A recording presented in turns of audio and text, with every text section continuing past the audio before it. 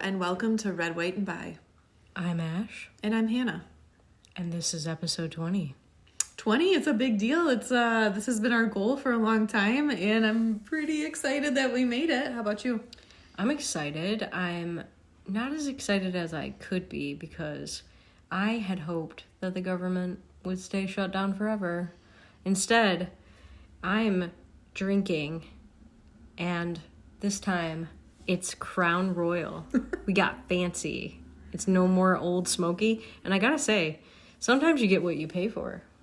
Yeah, I had a little taste of what you've got going on there. So, again, our amazing recipe that we stumbled on by mistake. Blackberry bourbon, in this case, Crown Royal. A little bit of Sprite Zero, or a regular Sprite if diabetes is your friend. And a splash of lemon juice. And the difference between this and the Old Smoky, I didn't want it to be true, but damn. Like, this tastes like a high-end, went to, like, a hipster mixologist for it. It's really nice. And what you drinking, Hannah? Yeah, so my lovely wife decided to surprise me with an order from Total Wine today.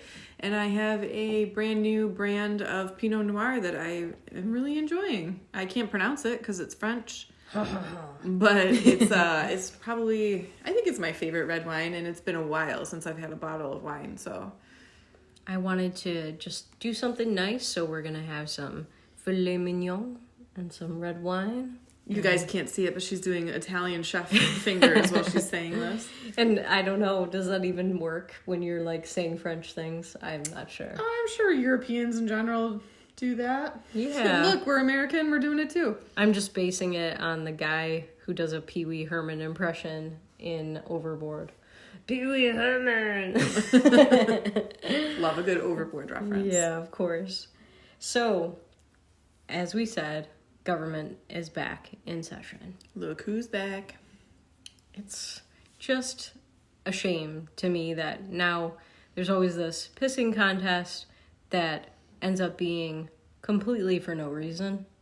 Yeah, case in point, nothing has changed. Exhibit A, okay, so I feel like the left and the right are both trying to like sneak in or like strong arm the other side with all these caveats for like a spending bill. Like, okay, we'll pass your bill if you shove this little thing in there, which is what he said. But I digress. So Exhibit A, like I said, there's, you guys are familiar with the Arctic, was it Arctic? Oh, shit. Arctic frost. You guys are probably familiar with the Arctic frost investigation, or that's the question. Is it an investigation? Operation. Should I say Operation Arctic Frost? Okay. You guys might be familiar with Operation Arctic Frost. So at that time, there were at least 8 GOP senators whose phone records were secretly leaked to the Biden-era administration. So interestingly here, and this is just like an example of like how dirty and out of touch these people are. This has nothing to do with the American people whatsoever. So the Democrats snuck in a caveat in the spending bill to bring the government back to session that would allow those 8 GOP senators to sue the Biden administration for up to $1 million in damages for these illegally obtained leaked phone records on the taxpayers' dime. So not only were their constitutional rights violated and they were their privacy invaded and those phone records obtained illegally. Now the left wants to make it so like you can get restoration, but at the cost of the taxpayers' money, and you look like villains if you try. So like the layers of like bullshit to this they have no care in the world for our best interest. Well, and it should be noted that this is a bad thing, obviously, that the administration that's in power would utilize the FBI, would take private companies and try to seize phone records, especially, from any American citizen. But then, like, you consider that these are senators of the opposition or congresspeople of the opposition. That's very, very dark stuff. But Obama was wiretapping the Associated Press. He used the IRS to go after charities that were run by Republicans, things he didn't like. And that's really dark. Regardless of who is in power, we should not see these kinds of abuses. I'm certain that, all administrations break rules and do things that they shouldn't do. But you're getting to a level of government power in the executive branch that is really scary when you're going to keep tabs to this degree on people's personal or professional phones. Well, and I think that I agree is scary, but I think the other element to this that I find maybe even scarier is like the sloppiness, the I don't know, like the flippant attitude. Like, you have to know that this is going to become public information. Like, it will out that you've shoved this clause in here and that it was your design, and everyone will know the internet exists. So it's like you have not only do you not have your constituents' best interest in mind, not only are you so like laser focused on destroying like your coworkers that you don't agree with, you don't care who finds out, and you don't think you will ever be held responsible for it. And the sad truth is, like, I think we're beyond the point of holding them responsible for something like this. And it's not even that I care that it's the left doing it to the right. I could give a shit. I care that it's like Palace of Versailles. Like, they have no idea how normal people live or what their challenges are, and they don't care. And here's a question. I'm just proposing this. So if I'm a Democrat president and I decide that I'm going to go to Verizon because AT&T did not provide these records and ask them for phone records of some Democratic colleagues, could we potentially have those Democratic colleagues sue the government and then we split the money? Could it be a laundering scheme wherein everybody pads their pockets now?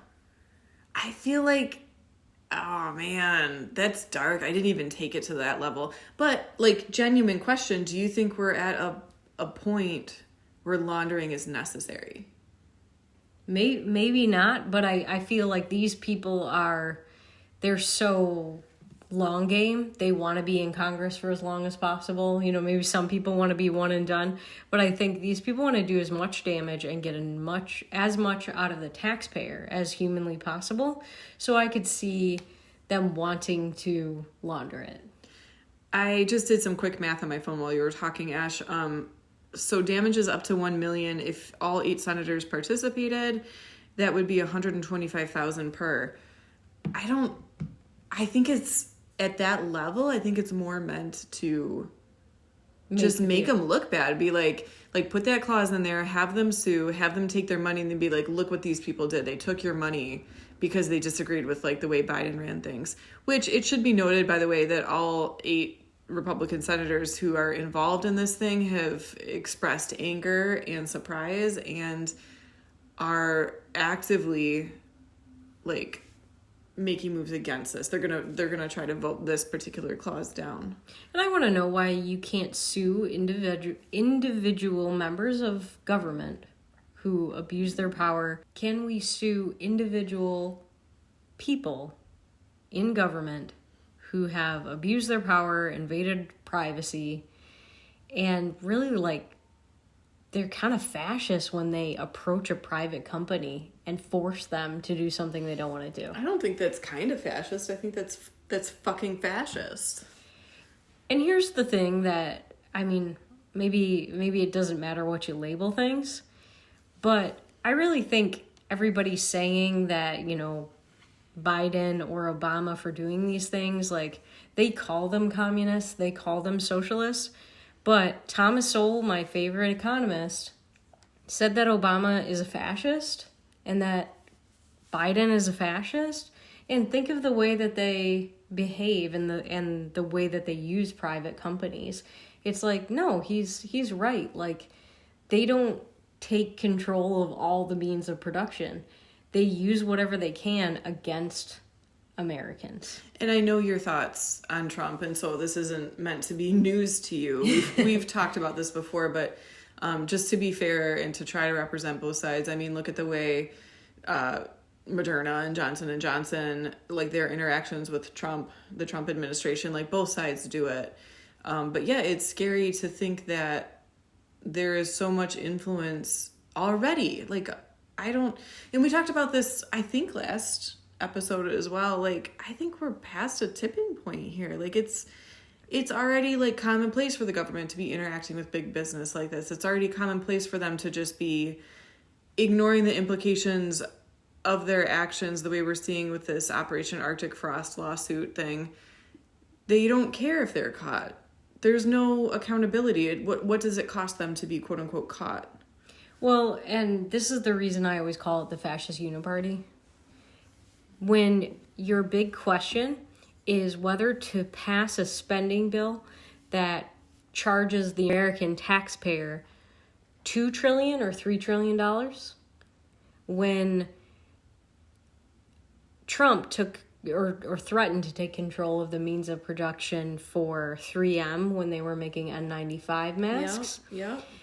I would not call Trump a conservative. I would not call him right-wing. I would not say, one side or the other side. There is no side anymore except for us versus the people who are taking advantage of us. Mm-hmm. And this is what gets me about people calling each other names on Facebook. Like, listen, can't we have some respect for each other? Because it's elitists versus us. They don't care about us. I have friends who will not speak to me, haven't spoken to me in years, because I am a right-winger. I guarantee I care more about you and your families and your livelihood than any of these people like Bernie Sanders ever will. Maybe not to air dirty laundry or anything like this, but like I have very personal experience with this too. Like in my very tight, close personal circle, somebody decided to rip it apart based off of not even a politician, not even a president, not even a political party, but like a fucking commentator. Somebody who has no elected office, just a grifter. And a person we've talked about on this show before. Like, it's so poisonous out there, and we're so busy tearing each other apart and championing what we feel like is our team, when we really should be realizing that there is no such thing as a red team and a blue team. Like, there is us and there's them, and they want to fuck us over. It's so clear to me now, after even just like a couple years away from the mainstream like information feed. Well, and what's so funny, and Hannah, like you were pointing out what I want to get across to people. There are people on Twitter who will accuse me of taking, like $7,000 from Israel. And there are influencers who might take money from Israel. I don't know if Israel really offers people money. Yeah, who can say, right? There are people who might take money from Qatar. And those people might be at odds with each other. But it's like, do people ever stop and think that if Qatar has a bunch of money to throw at people, and Israel might have money to throw at people, that maybe the United States is throwing money at people? That maybe somebody like Dave Smith, who is throwing vitriol at conservative and libertarian commentators who don't agree with him, that maybe he is being paid by somebody who could be an American in the government to rip each other apart. Like, to separate us. And why should this be such a crazy, like, tinfoil hat idea? Like, we have clear evidential proof that the government leaned hard on Facebook to do exactly the same, that they leaned on Twitter before Elon bought it to do exactly the same, that they leaned on Google to modify their search results. Yeah. Like, this isn't a question. This isn't a conspiracy. I can go look up an article about it right now. This happened. And it certainly, I'm sure people are upset, but it feels like no one's upset to the point where, like, this should be the main topic of conversation. But instead, we're debating about whether or not communism is good for New York. Like, the ship has sailed. Yeah. And the idea that really, like, somebody who's going to be influenced or somebody who's going to cave to fear, it probably doesn't matter who's offering the money if they're going to take money. And it probably doesn't matter who is scaring them if they're going to cave to fear. So it's like I can't speak to what got to them. I can't speak to if they're the type to take money or if they're the type that maybe got threatened. But you're either going to do things that are good for people and like have a common enemy, people who are taking advantage of all of us, or you're going to have something influencing you. And you make a great point that I can't say whether with Mark Zuckerberg or Jack Dorsey from Facebook and Twitter respectively, it wasn't like, we can do this the easy way where we give you a bunch of money and you do what we say, or we can do this the hard way where we're going to destroy you and we're going to regulate you. Like take money out of it. Like we can do this the easy way where like regulation is lessened and like you don't need as much licensure or like oversight and you can run things the way you want to, provided you do X, Y, Z. Yeah, and it goes back to, you know, a quote I love from Ronald Reagan, which is, government strong enough to give you everything you have is strong enough to take away everything you need.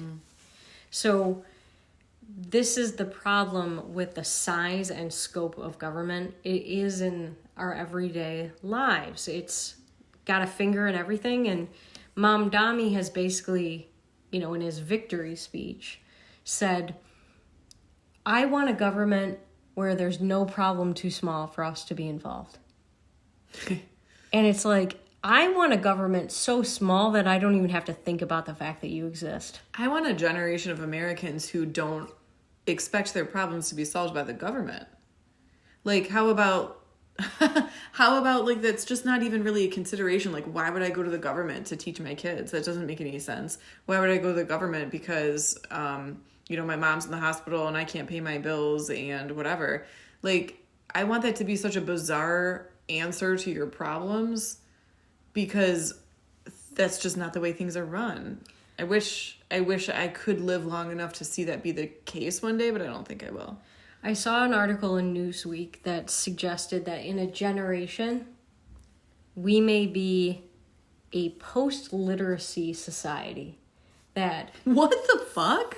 That 36% of young people coming up K through 12 will achieve literacy by the time they graduate high school, but that it's trending down and rapidly. Achieve literacy by the time they graduate. Excuse me, I had to learn to read before I started grade school. Yeah. So my question is this.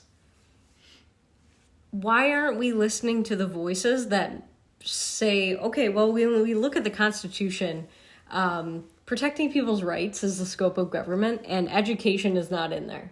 Like, that's not something that they were ever supposed to be involved in. And they failed us. They failed us terribly. Get them out of it. Get them out of it. We need to privatize this so that somebody has a consequence.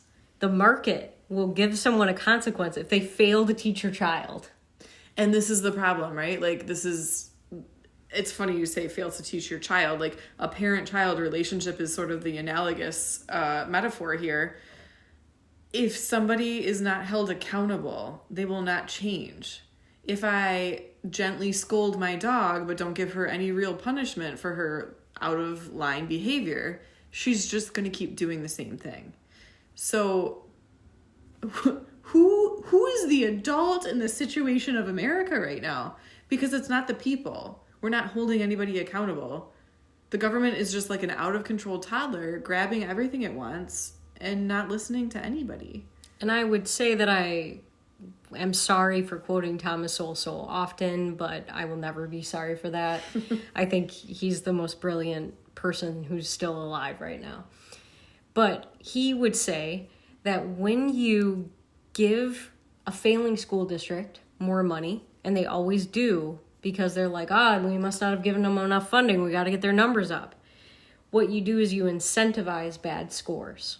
And when that school increases its scores, they get less funding, so they have only an incentive to teach your kids not to read. And that's the problem. And I hesitate to, for me personally, like, I'm not saying you're wrong. Me personally, I don't feel like I have enough information to know exactly why it's going wrong. But if you just look at the raw data, throwing money at the problem is not helping. Yeah. So that is the very bare minimum you can say. So stop throwing money at the problem. Yeah, I recommend very highly a documentary, which I don't think Hannah has seen necessarily, but it's called Waiting for Superman. I have not. And they focus very heavily on the worst school district in the country, which is actually Washington, D.C. Oh, I thought you were going to say Detroit. Man, we usually win things like that. And there's somebody brought in to basically fix the problem. This is a brand new person that's in a brand new role, and her job is to fix the problem. So she decides that the best thing to do is offer teachers a 6-figure salary to break up the unions, because if you broke them up, then you could, get rid of bad teachers. Mm-hmm. And then you could pay good teachers more, and the union voted against it. So they will not put kids first, and they will do anything they can to keep the old, terrible teachers that are basically burying kids in a lack of literacy. And listen, again, I'm just trying to balance it out a little bit. We know teachers, we know people who work in the schools, we know that people don't get into teaching for the fame and the glory, that they care. And at least at some point in their life, they cared. I don't think I can put this on teachers. I think I can put it on unions, but not teachers. Sure. But isn't that the issue, is that these administrators who are misusing funds, and then the bad teachers that don't want to get got, they're keeping everything stagnant. And well, unions eliminate competition, right? So if you're a good teacher, you don't get to compete with a bad teacher and take their job. You're put on the same level as the person who's not good at their job. So open up the competition again. And this is why I think public sector unions cannot exist, because we are paying for a service that the government was never meant to provide, that they are providing poorly. And then you have unions that we are keeping around, and they're just perpetuating the problem. If we as the constituents are not allowed to break this up, then they've taken all of our choice and power away, and we should have the right not to fund them. I mean, you'll get no argument from me. As a childless household, I could not agree more. I don't want to pay for education. And I don't think I would if I had kids either, because chances are I would not be entrusting them to the public school system. I myself had a great public school experience. I can't bash it whatsoever. I had so many opportunities and so many great teachers and chances that I never would have had outside of it. Or at least it's hard to imagine having outside of it. So I don't think that they're all bad, but couldn't we do at least as good by privatizing it? Oh, definitely. Especially considering that I did not have the same public education experience that Hannah had. Yeah, we had wildly different experiences. It sounds like she went to a great school.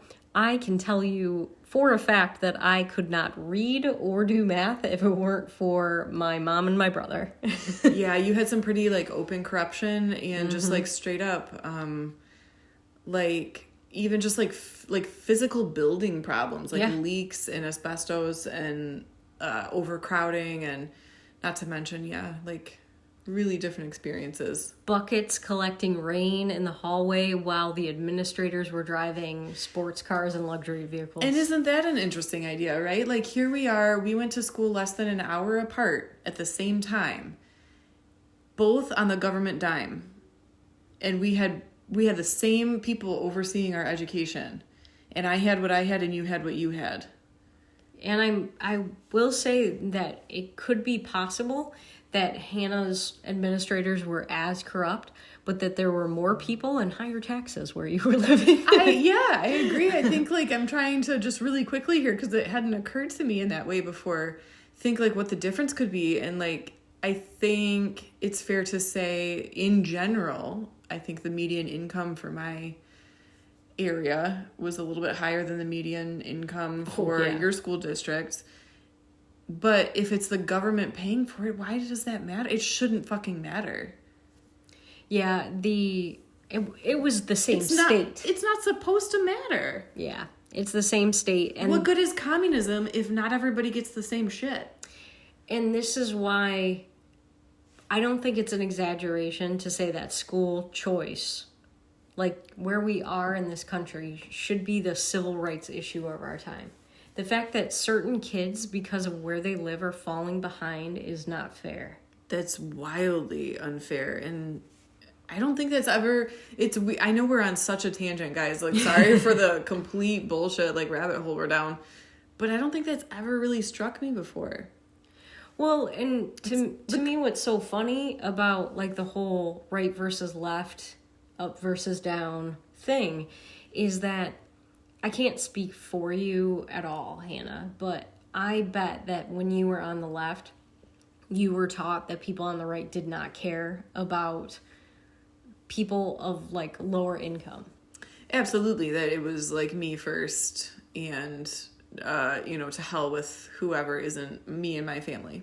And really the idea of libertarians, like my friend Corey DeAngelis, who works for the Cato Institute and studied education and is like at the forefront of the school choice movement, he's a libertarian who you would probably be taught would care even less than a Republican about other people. And he is trying to give kids a shot at getting a good education no matter what walk of life they come from. It's his mission in life.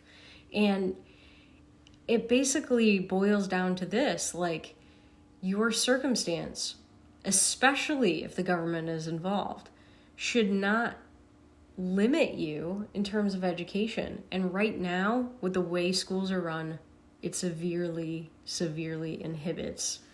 I think the fact that school of choice is even a topic that we discuss, like whether you're pro or con or whatever, the fact that people are aware that some school districts are more desirable than others, I don't think that's any fucking mystery, anything anybody would deny.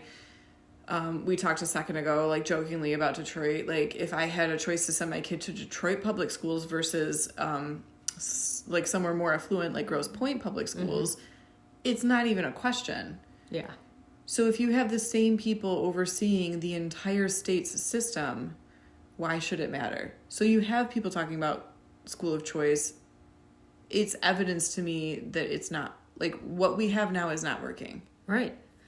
And because of the fear of competition, it's not going to change anytime soon. I think even though this administration made promises that it would, that somehow it would be helped even by getting rid of the Department of Education. Let's just say everything went back to the states. Detroit is a very corrupt city.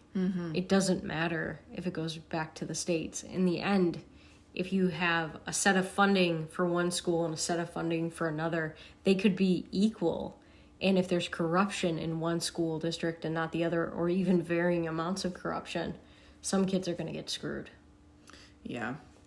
Yeah, and, like, to say that I don't, or that somebody who argues for privatization or school of choice or whatever doesn't care about poor kids, I think is disingenuous. Like, I absolutely, like, the kids in Detroit, it's heartbreaking to think about. And I think a lot of people just don't think about it because it's so sad and it feels so unfixable. Don't they deserve the same chance that everybody else gets? Like, there's one thing that transcends classism and black and white and whatever the hell else you want to call it, is money. So to your point, pay these teachers a competitive wage. Like, make them compete against each other instead of, like, meeting some, like, arbitrary government set metric. Yeah. Give these kids a chance. They have the same, like, a kid in Detroit has the same potential as a kid from, I don't know, Beverly Hills or whatever, like, classy place you want to say. It's the same potential. You should treat it like that. Yeah, and the idea that even if we did have government funding, but let's say the government or a board of elected people by families got to vet private companies that were educating our kids, and that everybody was vying for that position all the time. You think that wouldn't improve literacy scores? If it was possible, every 2 years to change who was educating them, go with a different company because they weren't doing well enough. Yeah, the threat of changing hands, I think, is gotta be the only real incentive. It's money. Yeah. And it's so money. I think it was Walter Williams said he loves capitalism because the market doesn't care what color you are. The only color that matters is green. The only color that matters is green.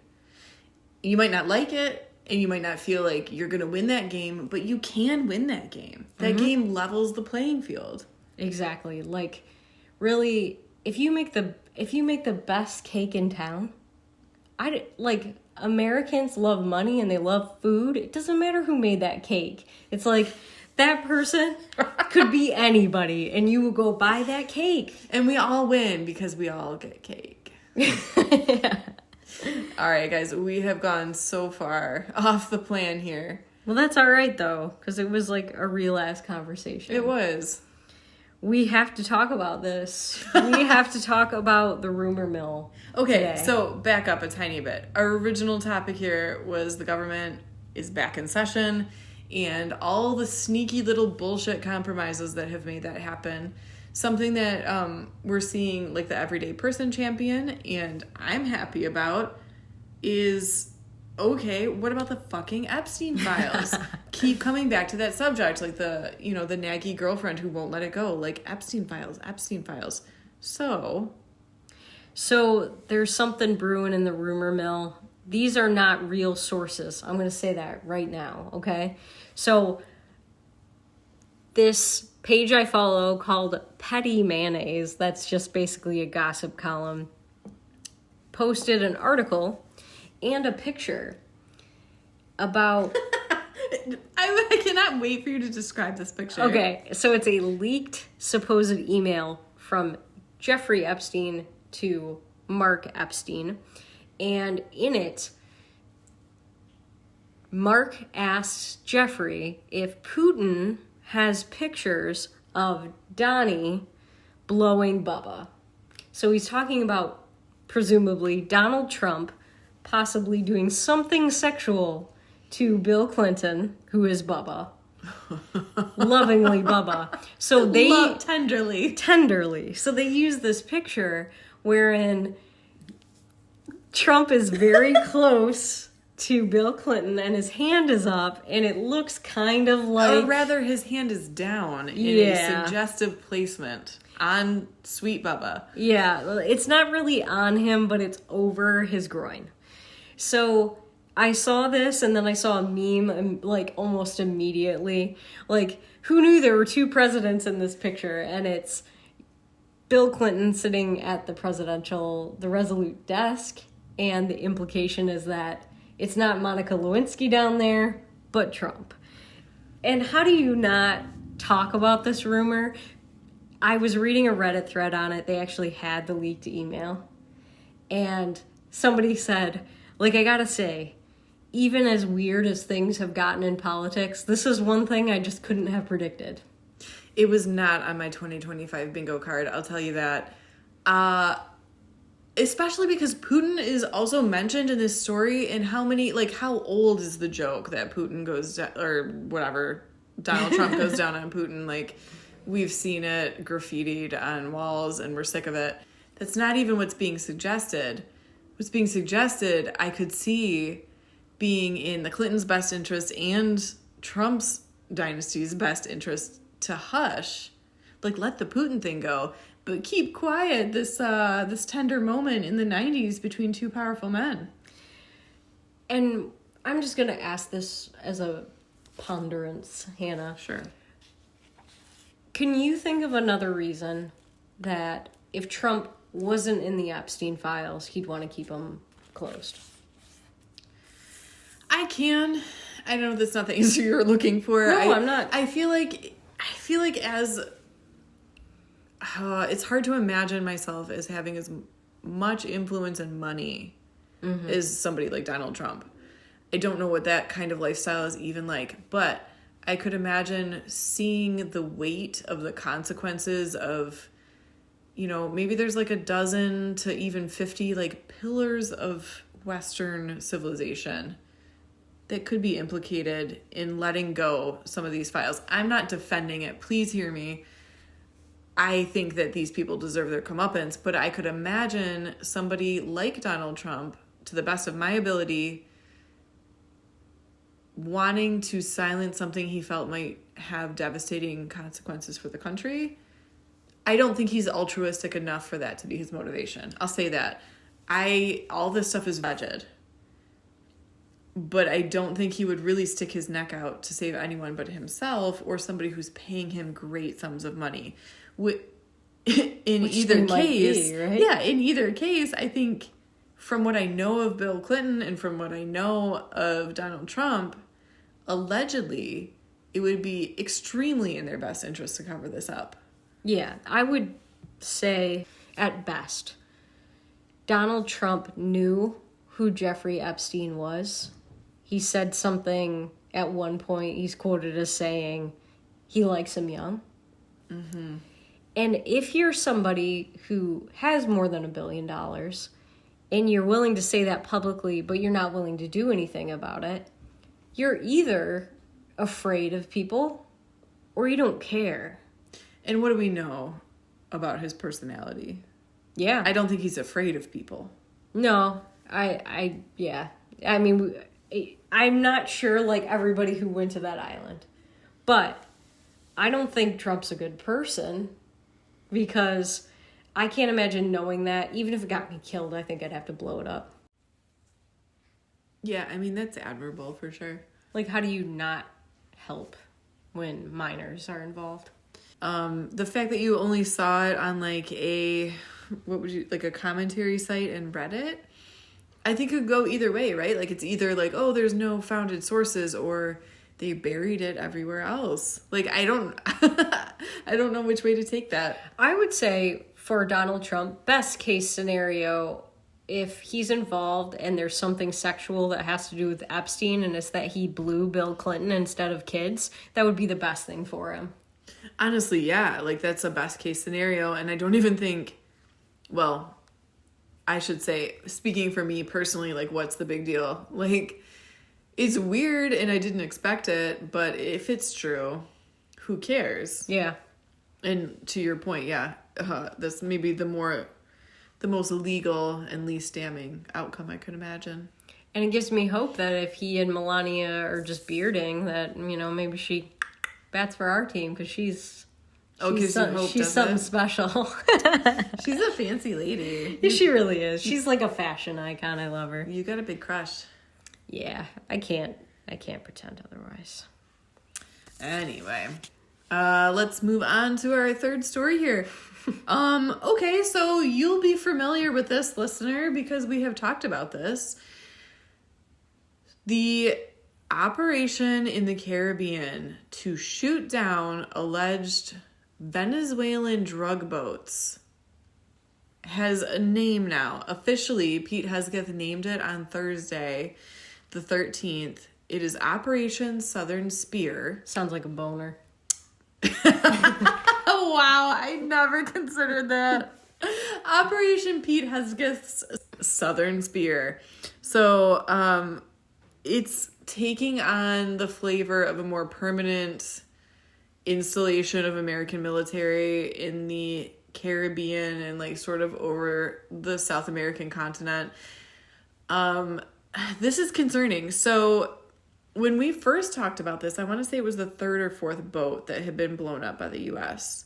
We are now officially at 20 ships that have been taken down, and the death toll allegedly is around 80 dead from our actions in the Caribbean and in the Pacific. And again, this is all without a congressional consensus on officially declaring war on anybody. So these actions on the U.S.'s behalf against these alleged drug ships have been justified with the term that's new to me called narco-terrorism. So basically, cartels and drug activity associated with terrorism, mostly coming out of Venezuela. The more permanent action with the title Operation Southern Spear is accompanied by actual military movement the nation's most advanced warship, which is an aircraft carrier named the USS Gerald Ford, currently in the Mediterranean, is being moved to the Caribbean as we speak and should arrive in the next couple days for a indefinite stay in the Caribbean. We've yet to see any proof, one way or the other, that these ships are doing what the U.S. government is saying that they're doing. And again, this is all without a congressional consensus for declaring war on any country or organization. It begs the larger question, what's actually happening here? Some people are speculating that it's parking ships outside of Venezuela to intimidate Maduro, to like kind of be like a show of strength. Ash, what are your thoughts? I don't understand it. I don't really believe in narco-terrorism apart from what drug cartels do to people in their own cities and what they do to people who might venture down to those cities. I don't understand why drugs are illegal, frankly, but I certainly don't understand people killing criminals without trial. I don't get why our military and our taxpayer dollars are being spent to blow up boats without giving people due process. This is something that I think is highly illegal, and if the midterms are lost by Republicans, Trump will and should be fully impeached by the House and the Senate and should be charged with a crime for this. Yeah, I don't necessarily agree that somebody who's not an American citizen doesn't have citizen rights toward due process. That being said, I don't think that this is anything short of, if it's not an act of war, if you're going to sit there and say it's not an act of war, so Congress doesn't need to be involved, then it's murder. It's murder, and it's a war crime. It's criminal action on a global scale that I don't understand. You know, we have a lot of outcries right now, justified or not. We have a lot of people deciding that they know what the term genocide means, or like war crime, or, you know, UN violation. There's a lot of talk of the international court, whatever the fuck weight that holds. But nobody's talking about this, at least in my own anecdotal experience, and I don't understand that. You're just bombing ships in the Caribbean because of a crime that hasn't happened yet? So, someone that I respect, probably my now favorite member of Congress, is Rand Paul. Okay. He was interviewed on CNN the other day, and he basically said that Congress has not been read in on what specifically these ships are supposed to have. They've been told the bare minimum, just like we're being told, and that if he's not declaring war and going through Congress to do so, if he doesn't have evidence that there's a crime that these people should be arraigned on, then he is simply using our military to kill people, and that's not okay. And it's not okay on a moral level, but also it's not okay on, like, okay, you're president for another, 2 years?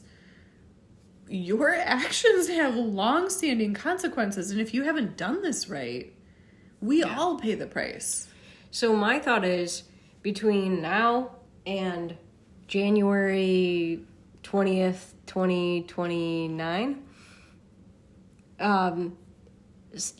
when Trump is in office, if at any point you have Democrats controlling Congress and you have Republicans like Tom Massey and Rand Paul who would vote with Democrats to impeach Trump for doing illegal shit like this because they believe in congressional powers, he could actually be charged with a crime and be convicted. Bill Clinton, lied under oath and nothing happened to him when he was impeached over the Lewinsky scandal. Mm-hmm. And Trump was impeached in the House, but not in the Senate. Okay. So nothing happened last time he was impeached, and they like to say, he was impeached for a crime. I still don't know what the crime was, because they didn't really name one. But here's one. But honestly, this is a big deal. I think that you could say that you were just kind of forgetting all of... You throw out the Geneva Convention, just kill people at random. I know Rand Paul pointed out in this interview that Obama killed an American citizen with a drone strike, that the American citizen may have had terrorist ties and maybe wasn't a good person, but was, as an American citizen, entitled to America's due process. Yeah. And he killed that person and that person's son. So, again, like, when you say it doesn't matter which party people abuse their power, especially in the executive branch, it's like, I think Congress should do everything they can to dial back executive actions legally to get some more checks and balances, especially on the executive branch, because I think presidents are out of control, and Trump is no exception. Yeah, I don't see this ending well, honestly, and the fact that they've given it a name, parked a boat, this is just the tip of the iceberg, and it, you know, if I am going to put on my tinfoil hat once again and try to have like theories about going forward, it's like you're stirring up trouble in the Middle East. You are not on good terms with China and Russia, and now you're picking on South America. I mean, it's like a recipe for World War III. And now we have a Russian boat hanging out off our coast as well. That was as of today. And it wasn't too long ago that I remember reading something about there being a presence in Iran, presence in the Caribbean, which I thought was like astounding anyway, that they even had a navy. But like that there were Iranian ships in the Caribbean, like around Cuba. Do you remember that? That was like maybe 6 months to a year ago. Yeah. And I just remember thinking like, that's bizarre, and never heard anything else until now. Yeah, and I mean, I don't go looking for trouble. I wouldn't nation build or, you know, get into conflicts that have nothing to do with us. Like, for example, I wouldn't be messing around with Venezuelan drug boats. But I do feel like, even though we all have nukes and everything, if an Iranian or Russian boat was parked outside my house, I'd blow it up. And I don't understand why that spy balloon was up there so long when Biden was president. And I don't understand how you let that stand. There's some weak tit politics going on, and then there's some real aggro shit going on that doesn't make any sense. And the two don't match, and they're not proportionate, and it's like the things that you should be freaking out about, you're not. And the bullshit, like who cares about stuff? You're just committing acts of like international murder. And what is the real question here? It's like, so there are articles, you know, can rabbits save Venezuela from the brink of starvation? It's like, did they, you know, start taking more of what they were getting on drugs, and the United States government isn't getting their cut anymore and they're really pissed off? Or what's happening here? When people start eating bunnies, the U.S. government loses. I don't think fish are cute, but I still feel bad about them too. Aw, you're a good person. I still eat them anyway. How good can I be? I think a person without a conscience is a better person than someone with a conscience who eats animals anyway. Wow. It's really interesting. Well, it's like the knowledge of good and evil, right? Like you know better and you do it anyway. And somebody who doesn't know better is just an animal themselves. And how can they be judged? We didn't intend to talk about this, but... Yeah, what the fuck are we doing? I'm sorry, but there was some post today. I can't even tell you the original poster or the guy in the video who he was. But he was holding up a very obviously too green $100 bill. And then a very, you know, like what looked like a standard $100 bill. And he said, both of these are counterfeit. And he asked a question, like, what is worse?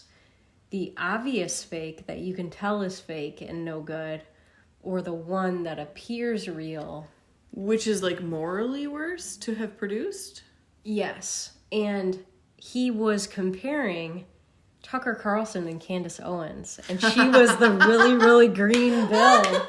And I thought that was amazing. So I just wanted to point that out. Because the obvious answer is the bigger moral failing is the good fake. Is Tucker Carlson. It's fucking Tucker I thought it was Carlson. hilarious. I thought it was great. All roads lead to Tucker. Here we are.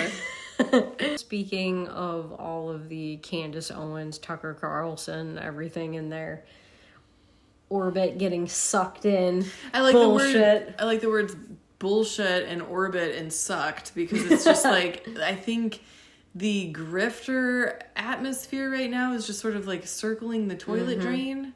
Yeah. Like there's a lot of infighting, and I feel like we're just watching psychosis and mental illness in real time. It's like a car crash. Like, it's awful and it's hard to look away.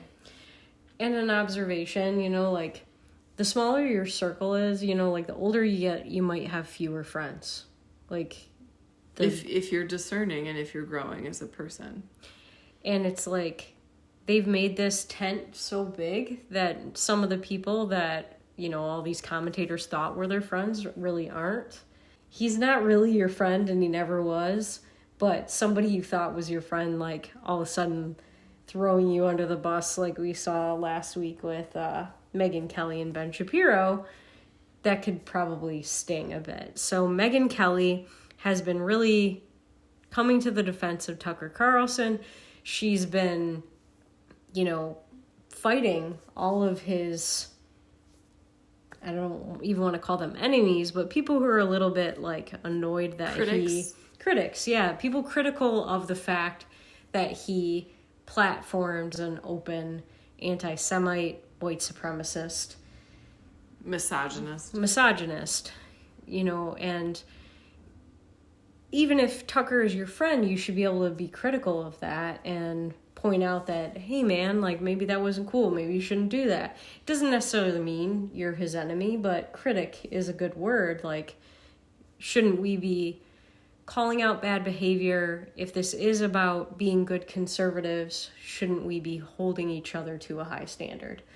So Megyn Kelly kind of got a little taste of her own medicine from the Babylon Bee, which is a satire site, and they posted an article about her getting rid of all of her old beepers, just in case, which is a nod to the Israeli beeper operation that blew up terrorists. The Babylon Bee posted it and then almost immediately took the joke down, but she had screen capped it and shared it, and she basically added a guy who runs the Babylon Bee, Seth Dillon, and she said, at Seth Dillon, WTF. Which for you older folks means, what the fuck?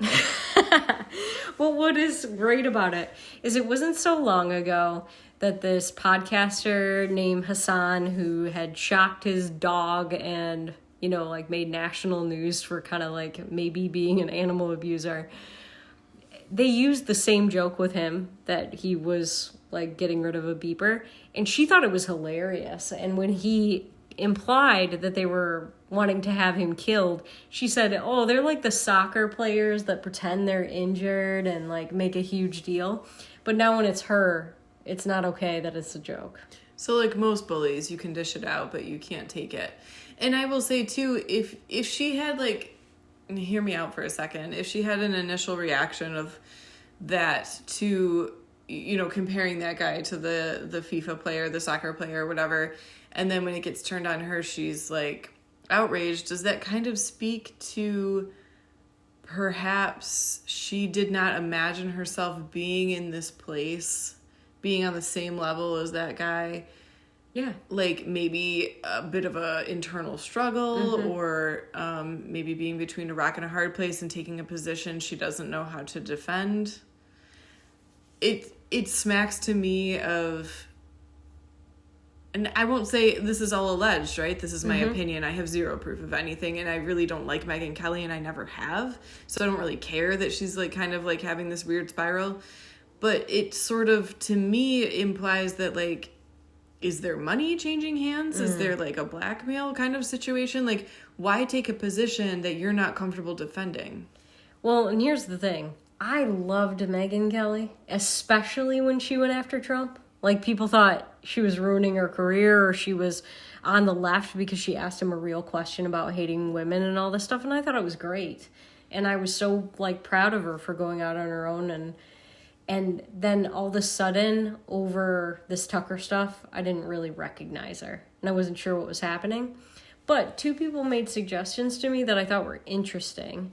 And again, I don't have any evidence of this, and I don't want to be like Candace, so I'm going to preface it by saying that this is just conjecture.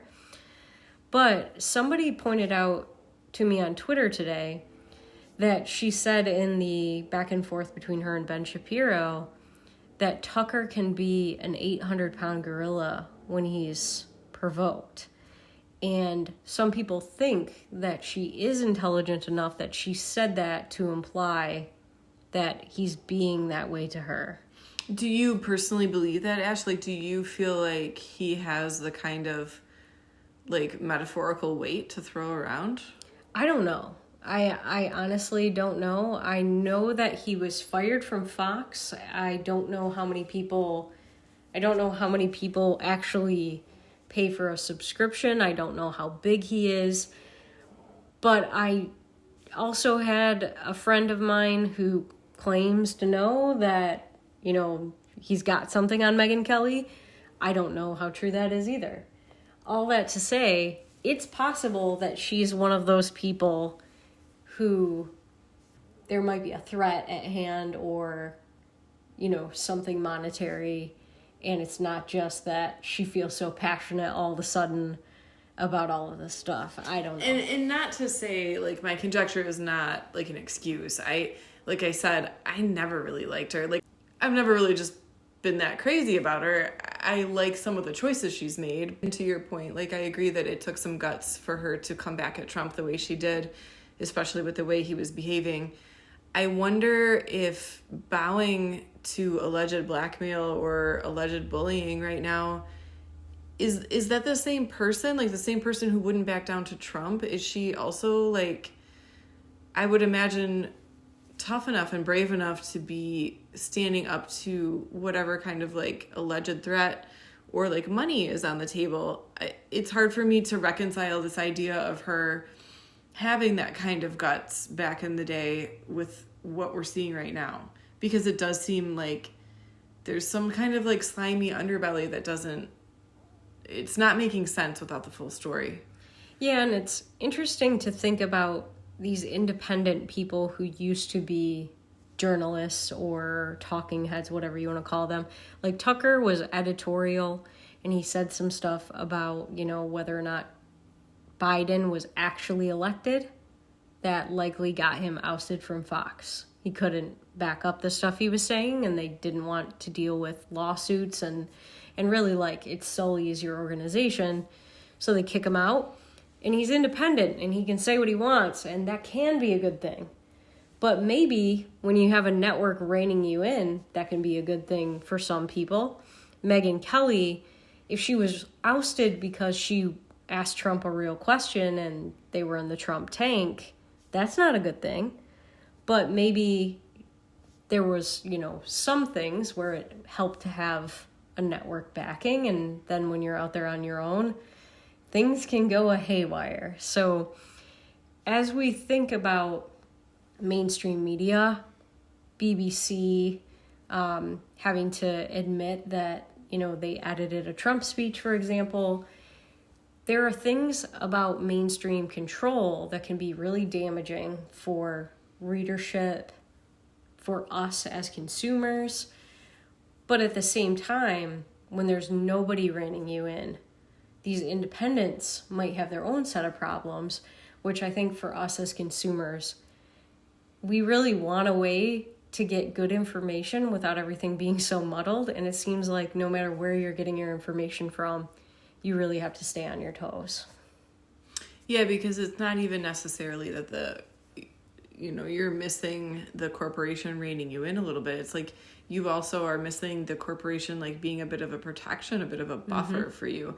And now you're all on your own in this island, and you're like this lighthouse in a storm, and you just keep getting hit with I'm sure monetary offers to be touting a certain opinion or on the opposite end of that, threats or bullying or blackmail, whereas a corporation would probably protect you from a lot of that.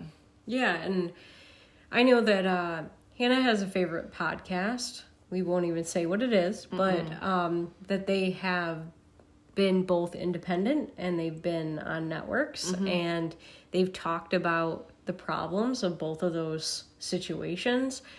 And really, it's like, as somebody who's a podcaster, you probably want as much autonomy as you possibly can. And then as soon as you are under somebody's umbrella, you're probably going to have to make some concessions, and some of those you don't want to do. At the same time, legally, you probably are offered a lot of protections by the things you think twice about saying. So we talk about this all the time, about how it's hard to trust your sources. We will always tell you when something is conjecture. We'll tell you when we don't know. And like, we appreciate that this is going to be, I hope, like a fun place for you guys to listen to topics, but we'll try never to be the people who are just asking questions, like pulling you in with just enough, maybe this, maybe that, to keep you hooked, and then really there's no backing with it. Yeah, trust us when we say there's no money in this, and we're not like angling for sponsors or anything like that. We're just two slightly buzzed aunts who want to talk to you about politics and not get in a big fight over Thanksgiving dinner. So, treat us like you're just sitting on the porch swing with your aunts and a glass of wine. Oh, Aunt Ash is getting mad at the government again. There she goes, talking about communism. Well, thank you so much for joining us on our 20th episode. It's a big deal. And for all of you that have been listening since episode 1, or all of you that are just tuning in now, we're grateful for you. So very grateful. This has been, I know, a dream of Ash's for a long time, and she's gotten me on board. And we're excited about it. And 20 is a big deal for the algorithm, like we've said. So we're hopeful that you lonely listeners out there may be joined very soon by some extras. And even if that's not the case, we're having so much fun with this, you guys. Thank you for supporting our project, and we're going to continue to do it for you. Thanks for joining us on Red, White, and Bye. Bye.